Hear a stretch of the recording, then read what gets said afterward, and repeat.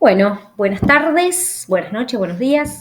Este encuentro, esta clase, corresponde a la primer clase teórica que ofrecemos en este 2023 desde el espacio que coordino, que es la Cátedra Libre de Agricultura, Salud y Alimentación, bueno, y el cual consta de muchas personas que desarrollan una diversidad de temas y que vamos a ir participando a lo largo de los encuentros en distintas temáticas. Bueno, hoy nos convoca el tema y la reflexión, ¿no?, al modelo de agricultura industrial o de la agroindustria.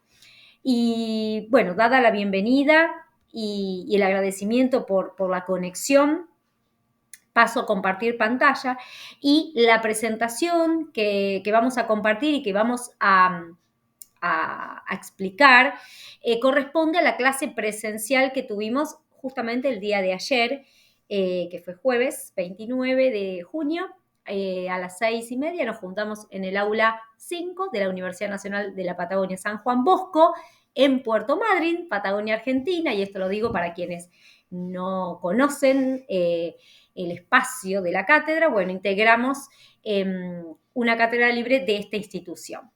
Bueno, ahora sí, voy a compartir la pantalla correspondiente a esta convocatoria acerca de la reflexión sobre el modelo agroindustrial que sufrimos, y vamos a ver por qué, elijo este verbo. Bueno, principalmente como para situarnos, ¿no?, elegí algunas palabras clave y elegí esta selección del mapa con algunas palabras también a modo de collage, que nos va a estar guiando a lo largo de toda la presentación y la explicación.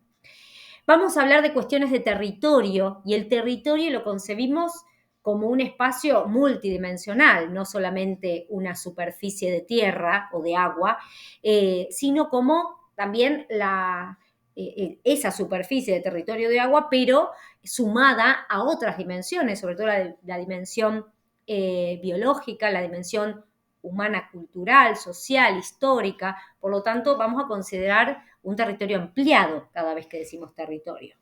Por otro lado, vamos a estar recordando y refiriéndonos a conflictos socioambientales generados, ¿no?, a partir del modelo agroindustrial. Vamos a hablar de bienes comunes, recursos naturales, que son dos formas de nombrar realmente el bien, el insumo de la agroindustria, que en definitiva es la naturaleza misma. Vamos a hablar de agroindustria, agricultura, agroecología, también todas formas de agricultura, pero que cada una de ellas, tanto la agroindustria, la agricultura tradicional, digamos, ¿no?, y la agroecología tienen sus enfoques propios, sus trayectos, sus historias y sus perspectivas. Sobre todo, este apartado de agroindustria, agricultura, agroecología es lo que vamos a estar desarrollando en encuentros futuros de la Caliasa. Vamos a estar hablando de soberanía alimentaria, de la escala de la agroindustria, ¿no? Es una mega escala o una escala humana. Siempre la escala va a estar indicándonos o hablándonos del impacto también que tendrá una cierta actividad. Bueno, y también vamos a ver estas siglas, ¿no?, que se refieren, FMI, BID, son estos fondos internacionales, ¿no?, que otorgan créditos, que endeudan. Vamos a ver empresas, corporaciones, vamos a ver qué relación hay con estas actividades que son otras actividades industriales como la megaminería, los megaparques eólicos solares, represas, todas las instituciones científico-tecnológicas, todas estas fondos, ¿no?, de crédito internacional y las corporaciones están atravesando esta cuestión de la agroindustria. Vamos a empezar un paneo rápido, porque este encuentro lo planteo a modo de resumen del encuentro presencial. Y la primera cuestión tiene que ver con una palabra que ya la venimos escuchando desde la primaria, ¿no? Asociada a conflictos sociales, que es el latifundio. Entonces, la agroindustria está vinculada íntimamente a la apropiación o privatización de enormes áreas de territorio. Y esta apropiación de grandes áreas, incluso podría decirles de ecosistemas y biomas enteros, trae aparejado una reconversión del uso de la tierra, una reconversión cultural del territorio. Entonces, van a ver en estos gráficos, con detenimiento, cuando ya estén tranquilos y tranquilas en sus casas, van a poder ver, investigar más aún, cómo se va cambiando el uso de la tierra. Entonces vamos a ver un ejemplo concreto y ya para pasar al siguiente tópico, ¿no? Vinculado a la agroindustria. En Río Negro, en el valle del Río Negro, en Patagonia, Argentina, vemos cómo la actividad, una actividad industrial, ¿no? Como es el fracking, es decir, la extracción de petróleo por método no convencional, reemplazó la producción de alimentos en grandes áreas, en una gran área del Valle del Río Negro. Por otro lado, vemos cómo a lo largo del Valle del Río Chubut también, ¿no? El ambiente natural, el ambiente de monte, fue transformándose y afianzándose en un modelo agroindustrial, y hoy estamos viendo grandes impactos, sobre todo en la modificación del paisaje y en el acceso al agua potable, que es el río Chubut, justamente es el río que, digamos, es la fuente de agua dulce de la mitad de la población del río Chubut. Y la actividad industrial, por lo menos del valle inferior y también en la cuenca alta a través del monocultivo de pinos, que también tiene que ver con la agroindustria, están configurando tanto el caudal como la dinámica del río. La deforestación, tema que está íntimamente relacionado con esta idea de grandes áreas y ecosistemas en pocas manos o en una mano, ¿no? Esta idea del latifundio, y porque la agroindustria conlleva necesariamente la deforestación como punto de partida. Entonces, grandes áreas que estaban vegetadas, ya sea o con vegetación ya transformada o bien con vegetación nativa, sea bosques, montes, yunga, selva, lo que fuere, o bien era un área de cultivo, pero de cultivo más tradicional, no tan agroindustrial, de buenas a primeras, es arrasada en su biomasa para empezar, digamos, de cero con el plan agrícola que propone el modelo agroindustrial, que tiene que ver con una concepción del suelo, con una concepción, la idea del monocultivo, ¿no? Inherente al modelo agroindustrial, la generación de grandes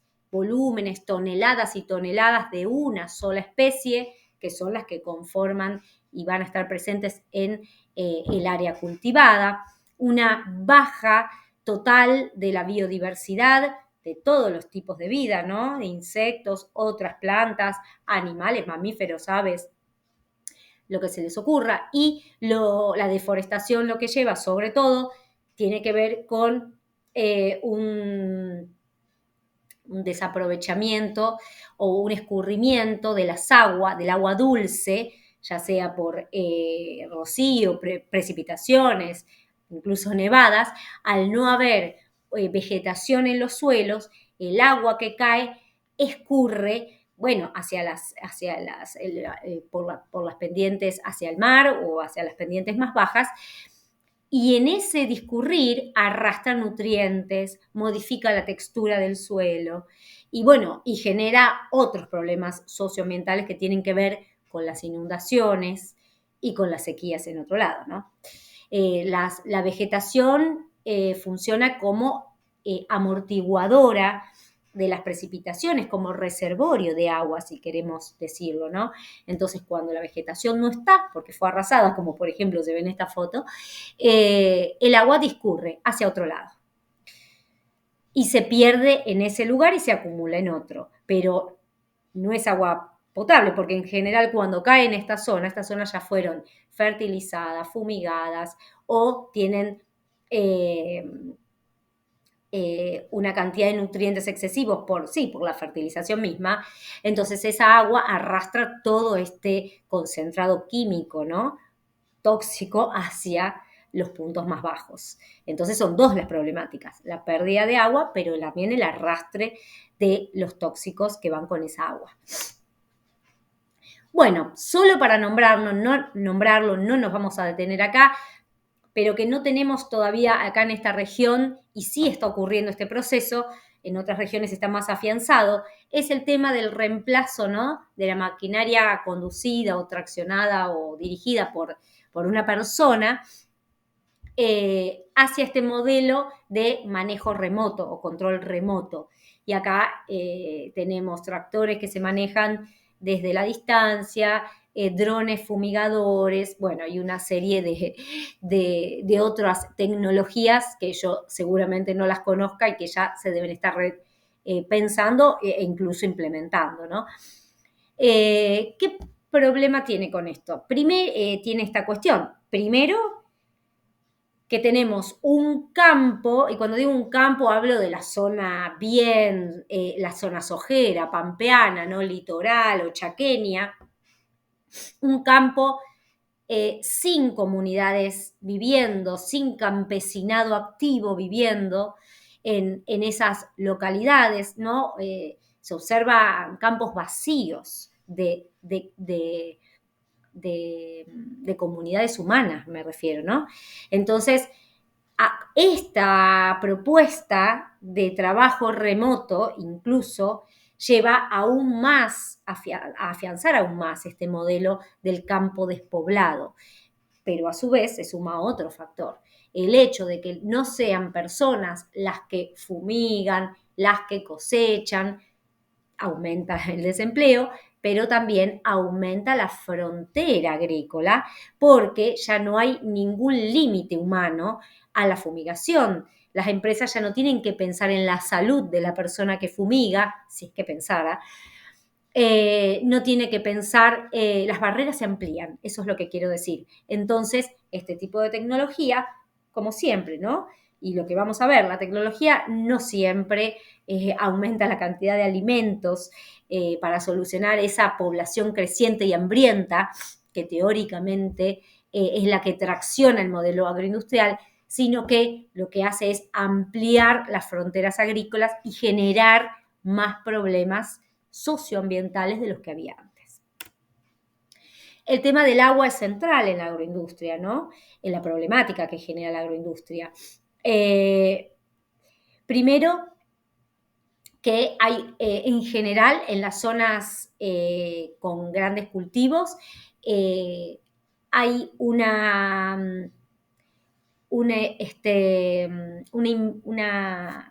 inversión en cuanto a el acceso al agua para la agroindustria en desmedro del acceso al agua potable por parte de las comunidades y sobre todo de la parte más vulnerada o más,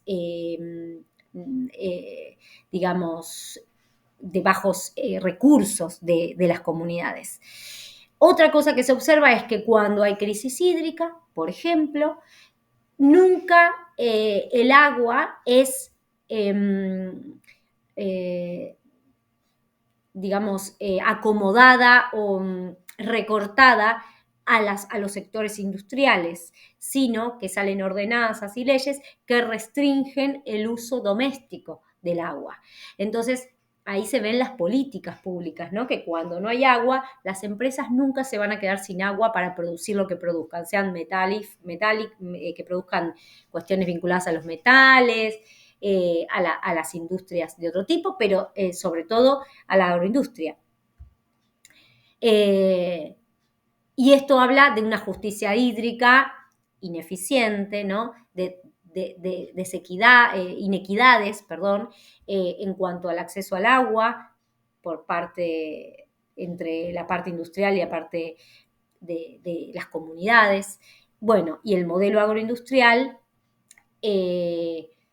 realmente enfatiza este fenómeno de injusticia hídrica. Lo vemos en Chubut, por ejemplo, donde tenemos un modelo de riego del Birch, o sea, del valle inferior del río Chubut, que quedó obsoleto en el tiempo porque lleva 100 años, digamos, ese modelo, y se usa hoy el mismo sistema de riego, no modelo, sino el mismo sistema de riego que usaban, por ejemplo, los y las galesas que vinieron y se instalaron a realizar sus actividades de cultivo en el valle inferior del río Chubut.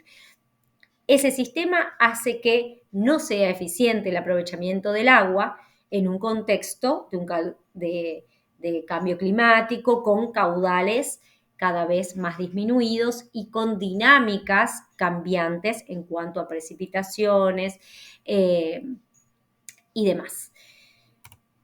Por otra parte, seguimos pensando en el agua, la agroindustria tiene productos que en realidad generan mucha extracción de agua potable.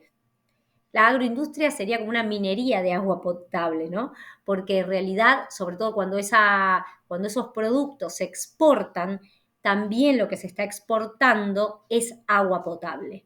Eso es una idea que tenemos que tener siempre en mente cuando analizamos el modelo agroexportador o cuando tenemos en cuenta o hablamos, ¿no?, de estos commodities que se exportan y se exportaron desde siempre porque seguimos siendo un país agroexportador. Lo que se llevan es agua, y por ahí hace unos 20, 30, 40 años no era tan importante, pero hoy en día, con la escasez del agua y con estas dinámicas cambiantes que les digo en precipitaciones y en caudales de los grandes ríos, sí, es muy importante, es esencial, ¿no? Bueno, y acá para que vean después tranquilos y tranquilas en sus casas cuánta agua lleva producir la carne de res, vacuna, la carne de cerdo, la carne de pollo, la leche en polvo, fíjense. Bueno, el diámetro de estas esferas es proporcional al volumen de agua que requiere su producción. Con respecto a la química, bueno, esta imagen tiene que ver con la circulación de los fertilizantes. Ustedes saben que los fertilizantes de potasio, fosfato, nitrógeno, fosfato son esos minerales, perdón, no los fertilizantes, sino que los minerales son básicos para el funcionamiento del aparato fotosintético y para el metabolismo en general de las plantas. Y entonces en cultivos, sobre todo de gran demanda y cultivos de alta tasa de crecimiento, requieren aún más volumen, ¿no? y suplementación con estos minerales. Bueno, de acá viene todo un comercio, un negociado internacional de fertilizantes químicos que, bueno, ustedes van a poder apreciar en las flechas.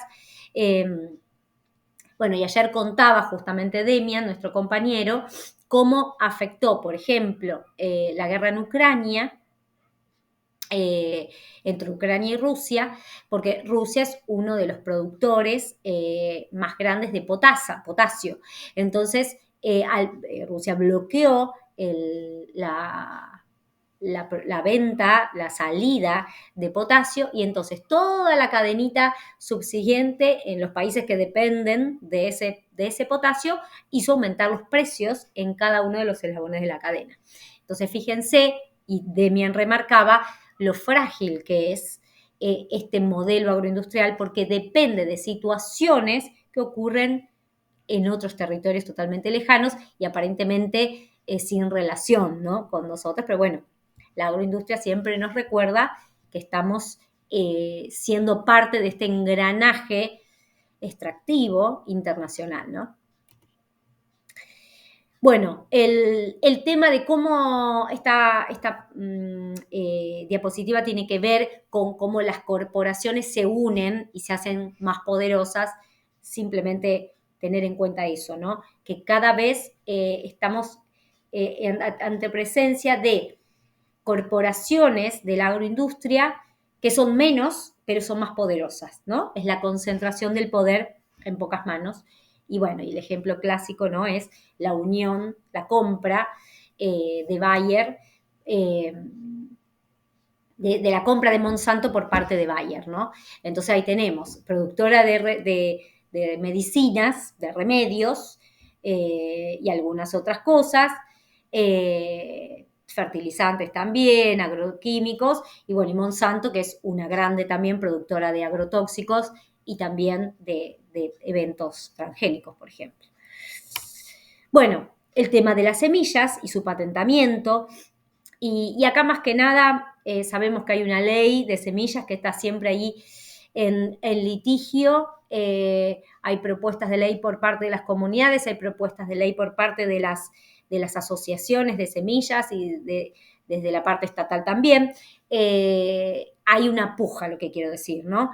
Entonces, las comunidades campesinas insisten y resisten a las semillas criollas, ¿no?, a las semillas no modificadas genéticamente, por ejemplo, a las semillas libres, es decir, al intercambio y a la circulación libre de las semillas. Y acá otra cosa, esta foto de alguna manera nos recuerda qué importante es mantener estas vías de intercambio de semillas entre comunidades libres, porque eso hace a la mantención y a la conservación y al afianzamiento de la diversidad de los cultivos. Y es fundamental esto para la salud de los cultivos y a la salud también de los ecosistemas. Mantener la biodiversidad siempre es clave cuando hablamos de salud. Y bueno, y ayer también tuvimos la intervención de nuestra compañera Claudia Espinosa, nutricionista, que ella recordaba al ver esta foto qué importante es la cultura de la alimentación o la cultura en la formación de los sabores o de las selecciones en la alimentación, porque bueno, ella notaba que hoy en día los alimentos que se ven así, como ustedes ven ahí, por ejemplo, los granitos negros o más oscuros de los choclos o de los maíces, los porotitos negros de distintos colores o más pequeñitos, las papas que son negras más pequeñas abolladas o tienen alguna manchita, alguna cosita, los tomates de diferentes formas y colores y sabores, no todos son elegidos, sino que hay una tendencia a que esas son cosas raras y que alguien está obligando a comer algo raro. Entonces, y no se vincula a salud, a diversidad cultural o biocultural, esta diversidad de colores, sino que se vincula a una rareza. Y lo que se elige son, bueno, esto ya es sabido, ¿no? Son los colores claros, los tamaños uniformes, esos tomates rojos siempre, que no tienen sabor, claramente, pero, bueno, no siempre. Cuando son buenos tienen color y sabor, pero digo, cuando están fuera de tiempo parecen lindos, la verdad es que se ven con un rojo, cada vez logran mejores rojos, pero después el sabor no es coherente con ese color. Y el cerebro lo detecta eso, ¿no? Los maíces más parejitos, grandes y amarillos y dulces, el sabor también, ¿no? Los sabores ácidos ya se están dejando de elegir. Bueno, andamos un poquito en ese tema que es más conocido, ¿no?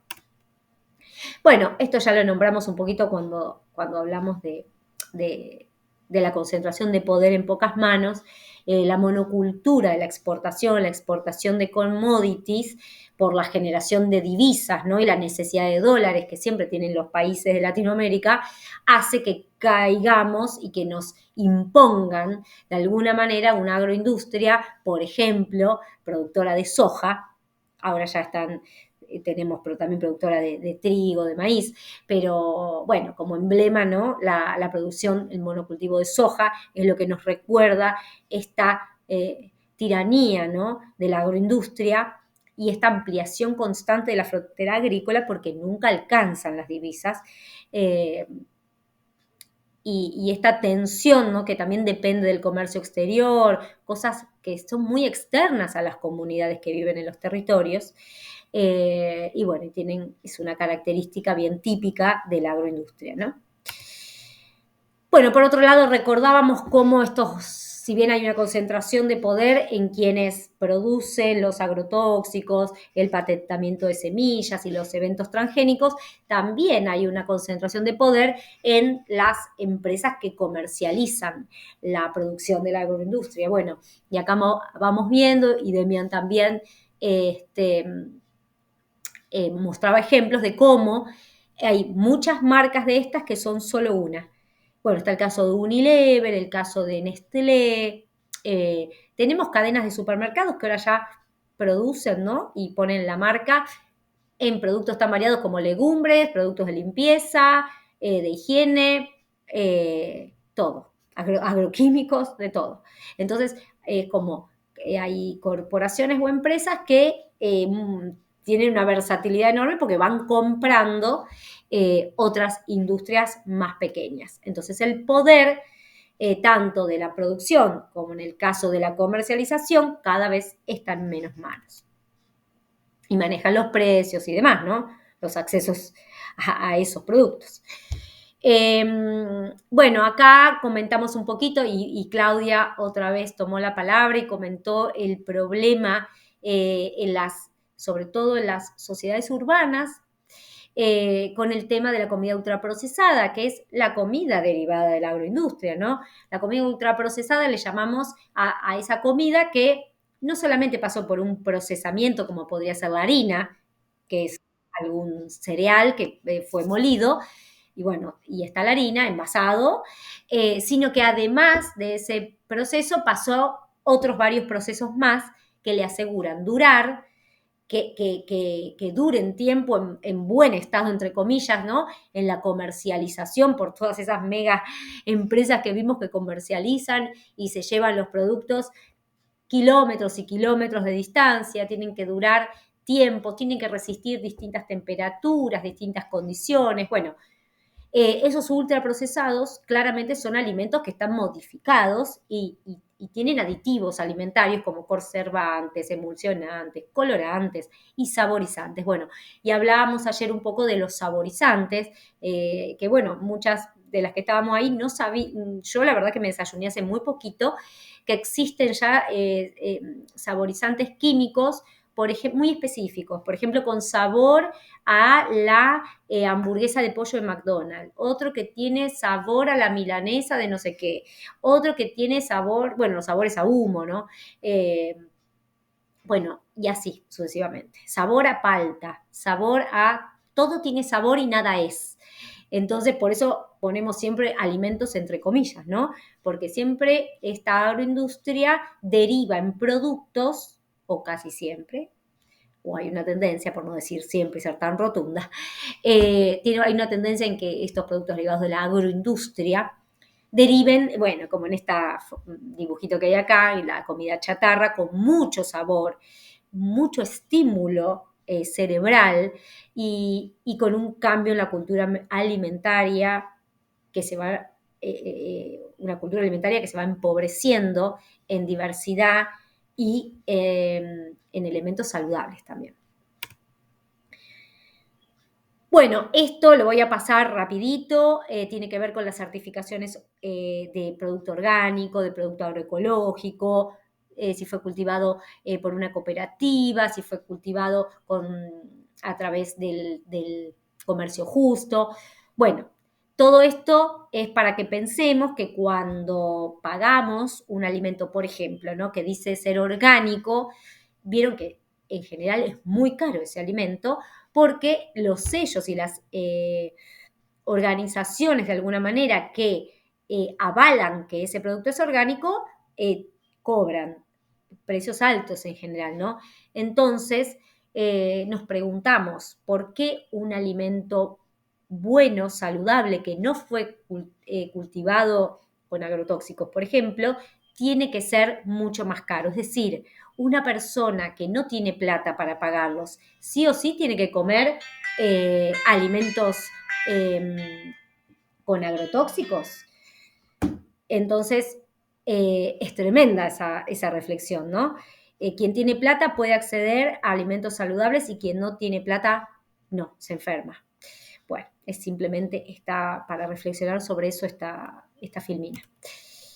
Bueno, la gran conclusión del modelo agroindustrial, todo eso que nos decían la comunidad, la población mundial que está en continuo crecimiento, que cada vez hay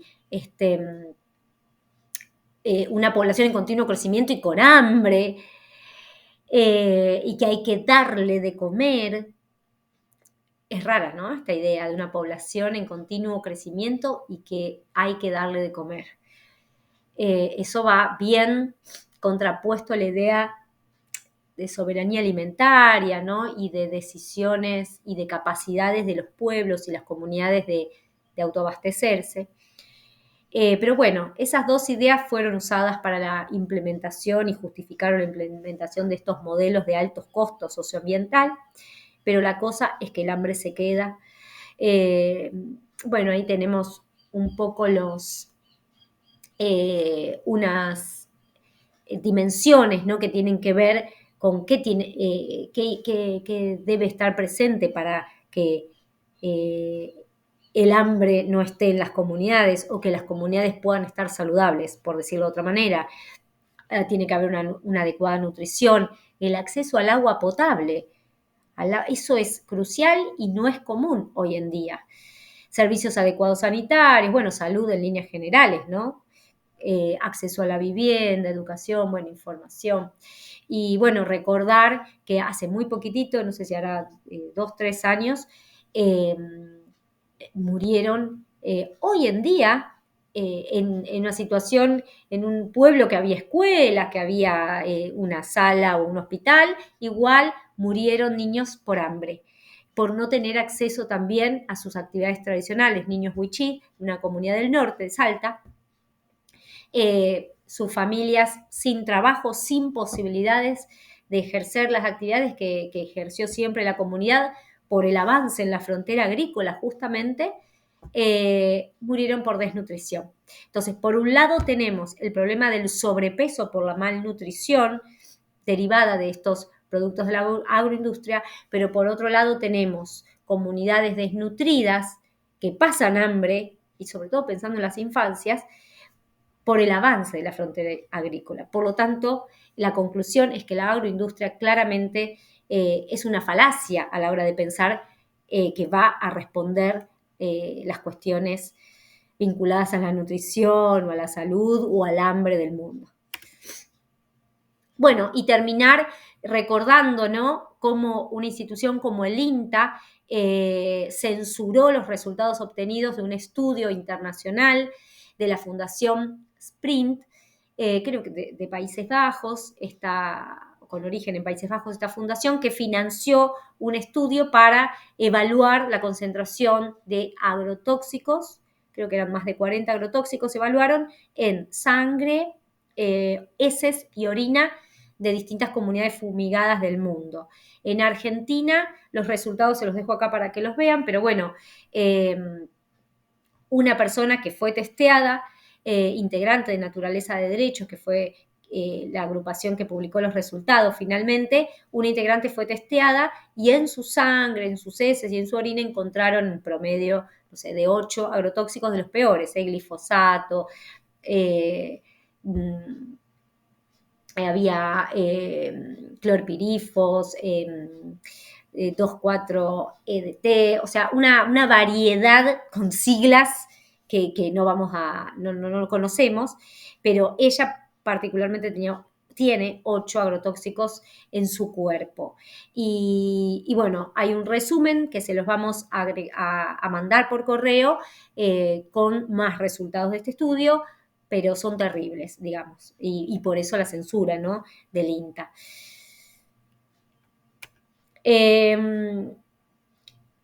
Bueno, acá esta tortita, este gráfico se los dejo para que vean los cultivos, los principales cultivos transgénicos en Argentina, pero esto es del 2018. Creo que hay otros más actualizados, pero yo no tenía los gráficos, pero los podemos buscar para el 2020, pero es más o menos igual, ¿sí? Sigue siendo la soja y el maíz y el trigo los cultivos transgénicos prioritarios, seguidos por los girasol, avena, cebada y sorgo, entre otros, ¿no?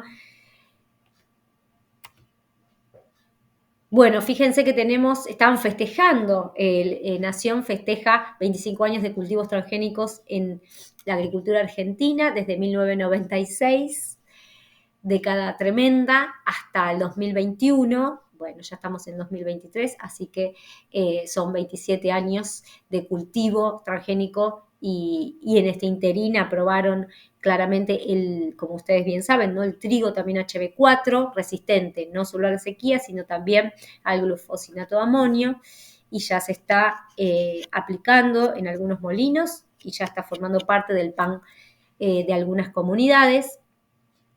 Y fíjense cómo la propaganda, ¿no? Muestra más empleos, más producción, más exportaciones, más siembra directa. Y ayer, en el encuentro presencial, analizábamos, ¿no? Esta es simplemente una parte de la ecuación, están mostrando. Y están oscureciendo, están invisibilizando y censurando las otras partes de las ecuaciones que tienen que ver con el avance de la frontera agrícola, el despojo de las comunidades originarias, comunidades rurales, con el deterioro drástico de la salud, no solo de pueblos fumigados que directamente enferman y mueren, muchas de las personas, ¿no? Fumigadas, sino también en las comunidades que comemos los alimentos derivados de la agroindustria. No toman en cuenta los desastres ambientales también que provocan, ¿no? Contaminación de agua, excesivo uso de agua potable que se deriva para la agroindustria y no para las comunidades, bueno, entre todo lo que ya nombramos, ¿no? Entonces siempre fíjense cómo las propagandas vinculadas a la agroindustria hacen énfasis en solo una parte de la ecuación. Y esto es común para todos los extractivismos, ¿eh?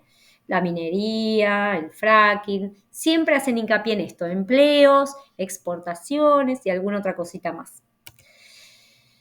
Bueno, y acá les dejo un listado para que piensen, no lo voy a desarrollar porque es muy larga sino la presentación, qué pasa con cada uno de estos puntos, si son de Patagonia, si son de Chubut, y si no, les invito a que piensen qué pasa en sus territorios con algunos de este punteo, y si no, con otros vinculados al agronegocio, a la apropiación y a la privatización de la tierra, de las fuentes de agua potable. Bueno, y acá en azul, de alguna manera, hicimos un listado de los conflictos puntuales que están en boga, ¿no? Acá en la provincia de Chubut, que es donde estamos instaladas desde Caliasa. Así que bueno, muchísimas gracias. Voy a dejar de compartir la presentación y bueno, les pido que estén atentas, que den algún tip, que participen con comentarios en esta página, que den me gusta si quieren. Si quieren recibir notificaciones, pueden apretar la campanita de este video de YouTube, y si no, pueden también quedarse atentos y atentas a nuestras páginas de Instagram, que es Caliasa PM, y si no, desde el Facebook, si todavía lo usan, Caliasa Puerto Madryn. Así que muchísimas gracias y espero que se queden reflexionando sobre estos temas que son cruciales para la vida en los territorios. Así que bueno, muchas gracias por estar.